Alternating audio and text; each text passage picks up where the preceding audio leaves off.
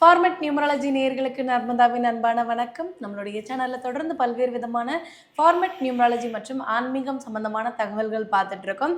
அந்த வகையில் இன்னைக்கு நம்ம பார்க்க போகிற இந்த ஒரு பதிவில் பிஸ்னஸ் சிறப்பாக நடக்கிறதுக்கு என்னென்ன விஷயங்கள்லாம் பண்ணணும் அப்படின்றத பற்றின தெளிவான விளக்கம் கொடுக்கறதுக்காக நம்ம கூட இன்னைக்கு ஃபார்மட் நியூமராலஜியினுடைய தந்தை டாக்டர் மகா தனசேகர் ராஜா அவர்கள் இணைஞ்சிருக்கிறாங்க. வணக்கம் சார். வணக்கம் சார். பிஸ்னஸ் செம்மையாக போகிறதுக்கு, சூப்பரான சக்ஸஸ் பார்க்குறதுக்கு நிறைய டிப்ஸ் தொடர்ந்து கொடுத்துட்டே இருக்கீங்க சார். இந்த தொழில் அபிவிருத்தி அப்படின்னு சொல்லுவாங்க இல்லையா, அந்த சூப்பரான ஒரு விருத்தி அடைகிறதுக்கு, பிஸ்னஸ் சந்தோஷமாக ஒரு திருப்திகரமாக நகர்றதுக்கு ஏதாவது எங்களுக்கு ஒரு மேஜிக் மாதிரி ஒரு விஷயத்த சொல்லுங்கள் அப்படின்ற மாதிரி நேயர்கள் நிறைய பேர் கேட்டிருக்காங்க சார். ஸோ இந்த பிஸ்னஸ் தொய்வில்லாமல் சிறப்பாக நடக்கிறதுக்கு என்ன விஷயங்கள் நாங்கள் பண்ணணும் சார்? பிஸ்னஸ்ங்கிறது ஒவ்வொருத்தரும் அவங்களுக்கு எது செய்கிறாங்களோ, தேவையோ, எது தங்களால் முடியுமோ அதை பிஸ்னஸை செய்கிறாங்க. அப்படி பிஸ்னஸை செய்ய போகும்போது நாங்கள் ஹார்ட் ஒர்க் பண்ணுறோம், ரொம்ப ஹார்ட் ஒர்க் பண்ணுறோம், ஓய்வு இல்லாமல் உழைக்கிறோம். ஆனால் அதுக்கு உண்டான ஊதியம் வருமானம் தான் சரியில்லை. அது ரொம்ப மனசு கஷ்டமாக இருக்குது. ஏன்னா நாங்கள் வேலை செய்யாமல் வருமானத்தை எதிர்பார்க்கல, பிஸ்னஸ் அப்படி எதிர்பார்க்கல, ஆனால் செஞ்சுட்டு எதிர்பார்க்குறோம். இதுக்கு வேறு எதுனா ஒரு கோளாறு இருக்குமா அப்படிலாம்ங்கிறதும் தாண்டி கோளாறு எங்கேயும் இல்லை. நாங்கள் நல்லா தான் பண்ணுறோம். எங்களால் மேன்மை வர முடியல, மேலே இடத்துக்கு போக முடியல. பிஸ்னஸை எங்களுக்கு ஒன்றும் இல்லை, எல்லாம் பொருள் இருக்குது, நல்ல வியாபாரம் நடக்கணும், வேறு ஒன்றும் இல்லை. பொருளெல்லாம் மக்கள் கேட்குற பொருள் அவ்வளவும் வச்சுருக்குறோம். எங்களுக்கும் தொழில் தெரியும், ஏன் வியாபாரம் நடக்க மாட்டேது? இந்த கேள்விக்கு பதிலுக்கு ரொம்ப பேருக்கு தெரியாமல் அவசரப்பட்டு இருப்பீங்க. ஆனால் காரணம் ஒரு விஷயம் ஒன்றுக்கு இன்னொன்று கனெக்டிவிட்டி இருக்கும். அதை செஞ்சால் ஓகே, அதை செய்யாமல் அதுக்கு மாற்று செய்தல் கூட இருக்கும். நான் சொல்கிறதெல்லாம் மாற்று ஏற்பாடு. அது இல்லைன்னா அதை தட்டிட்டு போயிட்டே இருக்க வேண்டியதுதான். அதெல்லாம் ஒன்றும் இல்லை, வண்டி மாதிரி தான். கீர் போடுங்க, சிலத்து செகண்ட் கீர் எடுக்கலாம், டக்குன்னு தேர்ட் கீர் கட்டிட்டு ஃபோர்த்து கீருக்கு போகணும். நீங்கள் செகண்ட் விழலை வண்டியில், அப்படி நின்றுட்டு இருக்கணும். போகலன்னு சொல்லிட்டு ஃபர்ஸ்ட் கியர்லேயே போக முடியாது. அப்படியே எடுத்துகிட்டு போய் தேட்டரில் போயிட்டே இருங்க. நம்ம வண்டியில் போகணும், பிரயாணம் பண்ணணும், காரியம் முடிக்கணும். பிஸ்னஸ் அதே தான். பிஸ்னஸை செய்யணும், அதுக்கு வழிமுறை ரொட்டீனாக போகிறது போகலைன்னாக்கா அடுத்த வழிமுறை என்ன இருக்குது, அதை செஞ்சுட்டு போங்க. அந்த வழிமுறை தான் கொஞ்சம் சொல்லுங்கள் அப்படின்னு கேட்குறீங்க. அதான் உங்கள் மைண்ட் வாய்ஸ் கேட்குது. ஒன்றும் இல்லைங்க, புறாவுக்கு ஃபுட்டு போடுங்க சார். என்ன சார் நீங்கள் என்னென்னமோ சொல்ல போகிறீங்கன்னு நினச்சிட்டு இருந்தால் புறாவுக்கு சாப்பாடு கொடுக்குறதுமான ஆட்டோ கண்ணாடி திருப்பினா எப்படி வண்டி ஓடுன்ற மாதிரி சில நேரத்தில் ஓடும். சினிமாவில் ஓடல, நிஜத்தில் ஓடும். ஏன்னா சிலதெல்லாம் பார்த்தீங்கன்னா லாஜிக்கே இருக்காதுங்க. சிலது இப்போது இப்படி எல்லாத்தையும் நம்ம ஏற்றுப்போம். ஏன்னா வாழ்க்கையை நம்ம எல்லாத்தையும் ப்ராக்டிக்கலாகவே பார்க்குறோம். கிரிக்கெட்டும் இருக்குது, கிரிக்கெட் எல்லோரும் பார்க்குறீங்க. பேட்ஸ்மேன்லாம் அவுட் ஆயிடுவான். கடைசியில் பார்த்தாக்கா எப்போவுமே 1-2 தான் எடுப்பான் ஒருத்தன், அவன் பவுலரு. அன்றைக்கி அவன் நின்று அந்த மொத்த டீம் மானத்தையும் அவன் தான் காப்பாற்றுவான், செஞ்சுரி அடிப்பான் அவன். ஆனால் அவன் வழக்கமாக செஞ்சுரி போடுற ஆள் கிடையாது. அன்றைக்கி ஒரு நாள் எல்லா மானத்தை காப்பாற்றுறதுக்கு, அந்த டீமை காப்பாற்றுறதுக்கு அன்றைக்கி அவன் செஞ்சுரி போடுவான். அன்றைக்கி ஒரு நாள் தாங்க அவரால் முடியும். எப்பவுமே அவரை எதிர்பார்க்காதீங்கன்ற மாதிரி முடிஞ்சுதா இல்லையா? அதை நம்ம ஏற்றுக்கிட்டோமா இல்லையா? அதை நம்ம ரசிச்சோமா இல்லையா? அதே தான் வாழ்க்கை. அதனால் சில விஷயங்கள்லாம் அது லாஜிக்காகவும் நடக்கும், லாஜிக்காக இல்லாமல் நடக்கும். அதுமாதிரி புறாவுக்கு ஃபுட்டு போடுறது, ஏங்க நாங்கள் இங்கே கடின உழைப்பு உழைக்கிறோம், நான் அங்கே போய் புறாவுக்கு ஃபுட்டு போட்டேன் நிறைய. இப்போ அது ஒன்று மட்டும் சொல்லலை, 2-3 பாயிண்ட்டை சொல்ல போகிறேன். நீங்கள் போட்டு தான் பாருங்களேன், நான் என்ன சொல்கிறேன். சரி, இப்போ நான் இவ்வளோ நாள் போடலை சார். இப்போ புறாவுக்கு நீங்கள் சொன்னதுக்கு பிறகு ஃபுட்டு போட ஆரம்பிக்கிறேன் அப்படின்னா என்ன மாதிரியான சேஞ்சஸ் என்னோடய பிஸ்னஸில் நடக்க ஆரம்பிக்கும் சார்? அதுக்கு தான் இந்த புறாவுக்கு அப்போ அடுத்த கேள்வி கேட்பீங்க நீங்கள். அப்போ நாங்களே புறா வாங்கி வளர்த்து அந்த வேலையை செஞ்சிடாதீங்க. அதுதான் சொல்கிறேன், புறாவை வளர்க்கக்கூடாது, ஆனால் ஃபுட்டு போடணும். நான் புறாவை வளர்க்க சொல்லலை. இப்படின்னு சொல்கிறீங்க அப்படின்னு சொல்கிறீங்களே சார். இப்போ நாங்கள் பீச்சு இந்த மாதிரியான இடங்களில், புறா நிறைய கூடுற இடங்களில், கோவில் மாதிரி இடங்களில் போயிட்டு வெறுமனே சாதத்தை கொடுத்துட்டு நம்ம வந்துடணும். வளர்க்கலாம் கூட. சாதம்லாம் சாப்பிடும், சாப்பிடும். அது கோதுமை போடுங்க, வீட்டு போடுங்க, தானியம் போடுங்க, எல்லாம் சாப்பிடும். எல்லா தானியம் சாப்பிடும், எல்லா தானியம் சாப்பிடும். அதுக்கு ரொம்ப உண்மையிலே மனுஷனுக்கு ரொம்ப பிடிச்சது எது? பிரியாணி. ஆமாம், இதில் ஒன்றும் நம்ம இருக்கிறது தானே சொல்ல போகிறோம். மனிதனுடைய உங்களுடைய ரொம்ப விரும்பி அப்படின்னு சொல்லுவாங்க. என்ன சாம்பார் ரசம் கேஸ், நான் என்ன விடுங்க, பொதுவாக சொல்கிறேன். அதனால் அப்போது ஒவ்வொரு அனிமல்ஸுக்கும் ஒன்று ஒரு பிரியாணி மாதிரி. மனுஷனுக்கு பிரியாணி மாதிரி புறாவுக்கு பிரியாணி எதுன்னு கேட்டிங்கனாக்கா வீட்டு கோதுமை தான். அதை ரொம்ப ருசித்து சாப்பிடும். ஒவ்வொரு பறவைகளுக்கும் ஒவ்வொரு அனிமல்ஸுக்கும் ஒன்று உண்டுன்னு வைங்களேன். ஃபுட்டுன்னு சாப்பிட்றது வேறு, விரும்பி சாப்பிட்றது வேறு. அதுக்கு வீட்டு ரொம்ப பிடிக்கும். அது எங்கே இருக்கோ அந்த இடத்துல கொண்டு போய் தான் நீங்கள் போடணும். நீங்கள் வளர்க்கக்கூடாது. உங்களை நான் வளர்க்க சொல்லலை, வளர்க்கவும் கூடாது அது. ம். ஆமாம், வளர்க்கக்கூடாது. ஆனால் ஃபுட்டு போடணும். ஏங்க ஒரு சாதனையை ஒன்று பண்ணணுன்னாக்கா அதுக்குன்னு தாங்க நீங்கள் மெனக்கிடணும். உட்காந்த இடத்துல எல்லாமே நடந்துருமா? உட்காந்த இடத்துல எல்லாமே முடிஞ்சிருமா? ஆமா. எதுவுமே முடிஞ்சிடாது, எதுவுமே நடந்துடாது. அதுக்கு கொஞ்சம் மெனக்கிடுங்க. ம். போங்க, ஒரு கிலோ கோதுமை வாங்கிக்கோங்க. டெய்லி 1 கிலோ வாங்கி போய் போடுங்க. என்ன ஆயிருப்போகுது? ம். நீங்கள் ஒன்றும் இல்லை, ஒரு 10 நாள் போடுங்க. காலமெல்லாம் போடலாமா வேணாமாங்கிறது அப்புறமா முடிவு பண்ணிக்கிங்க. 10 நாளில் போடுங்க. போட்டு பார்த்துட்டு இப்போ வியாபாரம் எப்படி நடக்குதுன்னு பாருங்கள். அதுக்கப்புறம் ஒரு 10 நாள் போடாமல் விட்டு பாருங்கள். அப்போ எப்படி இருக்குது பாருங்கள்.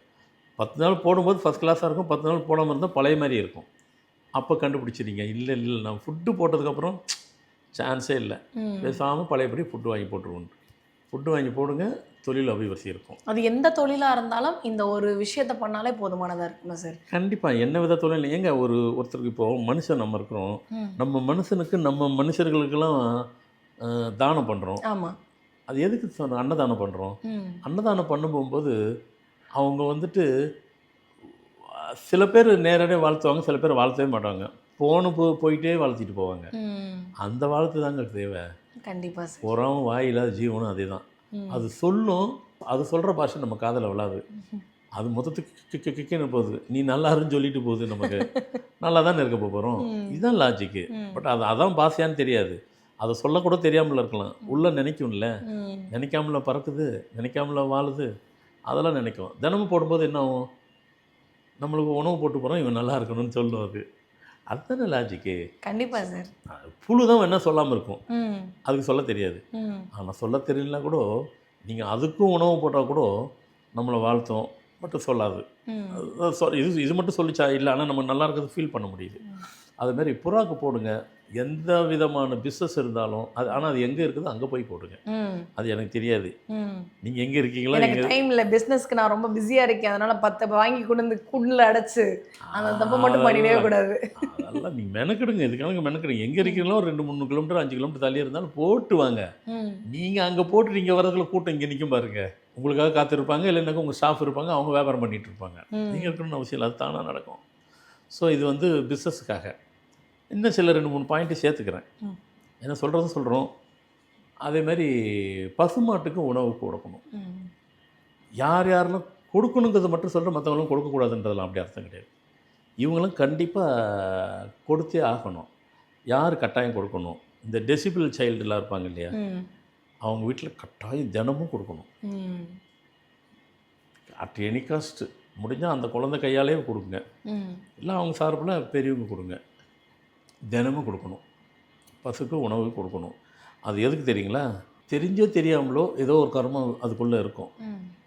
ஒரு காலப்போக்கில் அந்த கர்மானுடைய இது வந்துட்டு ஃபுல்லாக கழிய இந்த குழந்தை நீங்கள் என்ன எதிர்பார்க்குறீங்களோ அதை தாண்டி அது செல்ஃபாக அது மூமெண்ட் போயிடும். செல்ஃப் மூமெண்ட்டுக்கு நான் ஆரம்பிச்சிடும். நீங்கள் அதை தான் எதிர்பார்ப்பீங்க.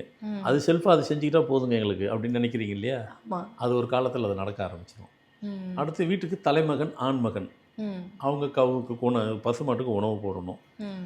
இவங்கெல்லாம் கட்டாயம் செய்யணும். அடுத்து சில பேருக்கு குழந்தை பாக்கியம் இல்லாமல் இருக்கும். ஆமா. அவங்க வந்து என்ன அப்படின்னாக்கா குருவிக்கு ஃபுட்டு போடணும். ம். குழந்தை பாக்கியம் கிடைக்கும். சார், ஒரு குழந்தை பாக்கியம் இல்லாதவங்க குருவிக்கு ஃபுட்டு போடணும். ஆ. இல்லை, அதெல்லாம் உண்மை. அது புறாக்கு வராது, அது குருவிக்கு தான் வரும். அதான் இப்போ நான் அதை தான் கேட்க நினச்சேன். என்னன்னா புறா ஒரு பறவைகளையுமே பிரித்து பிரித்து நம்ம உணவு கொடுக்குற மாதிரியான ஒரு சூழல் வரும்பொழுது அதுக்கான பலன் கிடைக்கும். இப்போ அரிசி மாவில் இல்லை அரிசியை குருணையை அரைச்சி நம்ம கோலம் போடும்போது அது குருவிகள் வந்து சாப்பிட்டுச்சு அப்படின்னா குழந்தை பாக்கியம் சீக்கிரம் கிடைக்குன்றீங்க. நம்ம மெனக்கிட்டு போடணும். ஏன்னா அதுவாக இருக்கிற இடத்த தேடி சாப்பிட்டா கணக்கு வராது, அது பொதுவாக போயிடும். நீங்கள் மெனக்கிட்டு போய் ஃபுட்டை போடணும். நீங்கள் மெனக்கிட்டு ஃபுட்டு போடும்போது அது உங்களை வாழ்த்தும். அந்த கனெக்ஷன் உங்களுக்கு கிடைக்கும். அது நீங்கள் பொதுவாக வச்சுட்டு போயிட்டீங்க, குருவி சாப்பிடலாம் வைக்கல, கோலம் நீங்கள் சொன்ன மாதிரி கோலம் போட்டங்க, குருவி சாப்பிட்டு போயிடுச்சிங்கனாக்கா அதில் நீங்கள் மெனக்கெட்டு அதுக்காக மெனக்கிடணும். அதுக்குன்னு மெனக்கெட்டு போட்டிங்கனாக்கா நீங்கள் போடுறதுக்கு அது வரணும். அது வருது சாப்பிடுது அப்படின்னா கவலைப்படாதீங்க. 5 மாதத்து 6 மாதத்துக்குள்ளே கன்சீவ் ஆயிடுவீங்க. குருவிக்கு அப்படி ஒரு அபார சக்தி இருக்குது. ஏன் அப்படி சொல்கிறீங்க அப்படின்னாக்கா குருவிக்கு சாபம் விடுற சக்தி இருக்குது. குருவிக்கு சாபம் விடுற சக்தியே இருக்குது அப்படின்னு சொன்னாக்கா வரம் கொடுக்குற சக்தியும் இருக்குமா சார்? அதுக்கு அர்த்தம் அதுதான். ம். கேள்வி அதான் கேள்விக்குள்ளே இன்னொரு கேள்வி. சாபத்தை கொடுக்கக்கூடிய ஒரு சக்தி ஒரு பறவைக்கு இருக்குன்னு சொன்னாக்கா, ஒரு குருவிக்கு இருக்குன்னாக்கா, வரம் கொடுக்குற சக்தியும் அதுக்கு இருக்குன்னு அர்த்தம். ம். அதனால் வந்துட்டு இல்லை உண்டு, குருவிக்கு சாபம் கொடுக்குற சக்தி உண்டு. ஸோ அதனால் வந்துட்டு எதுக்காக சொல்ல வரேன்னா, இவ்வளோ இந்த ஃபுட்டை போடுறதுனால எவ்வளோ பெரிய விஷயங்கள்லாம் இருக்குது. இதெல்லாம் கடவுள் ஒளித்து வைத்திருக்கிறார். இதை ம். அறிஞ்சு புரிஞ்சு நாம் எதுக்கு எதெல்லாம் செய்யணும் அதெல்லாம் சரியாக வருமோ அழகாக உங்களுக்கு சொல்லப்பட்டிருக்கு. கண்டிப்பாக யார் யாருக்கெல்லாம் தேவை, ஏங்க எல்லாத்துக்கும் தேவைங்க. பிஸ்னஸ் நாங்கள் எல்லாம் பண்ணுறோங்க. இப்போ நாங்கள் எங்கள் வீட்டுக்காரரு, எங்கள் ஒய்ஃபு அப்படின்னு வீட்டுக்குள்ளே பேசிக்கிறோம். நாங்களாம் அப்போது பிஸ்னஸ் பண்ணலையே, நாங்கள் போடணுமா? அது உங்கள் சௌகரியம். ம். ஃபஸ்ட்டு சொன்னதுக்கு அடுத்த கிளாஸு அடுத்த 2, 3 பாயிண்ட்லாம் அதில் நீங்கள் வரீங்களான்னு பாருங்கள். போடணுமா? அதில் உங்களுக்கு கனெக்ட் ஆகிறேன்னு போடுங்க. எதுவுமே நீங்கள் சொல்கிறதுல கனெக்ட் ஆகணும் விட்டுருங்க. ம். மேக்ஸிமம் பிஸ்னஸ் எப்படியோ பண்ண தான் போகிறீங்க யாருன்னா அப்போ போடணும். ஸோ நிச்சயமாக எல்லாத்துக்கும் யூஸ்ஃபுல்லாக இருக்கும்னு நினைக்கிறேன். கண்டிப்பா சார். ஒரு மனுஷன் வந்து தொழில் தொடங்கி குடும்ப விருத்தி வரைக்கும் என்னென்ன விஷயங்கள்லாம் கற்பக விருட்சமா வளரணுமோ, அது எல்லாத்துக்கும் தேவையான ஒட்டு மொத்தத்தையும் ஒரு பதிவில எங்களுக்கு குடுத்துருக்கீங்க. கண்டிப்பா பார்த்துட்டு இருக்கக்கூடிய நேயர்களுக்கு இது ரொம்ப ரொம்ப பயனுள்ளதா இருக்கும்னு நம்புறோம். ரொம்ப நன்றி சார். வணக்கம்மா.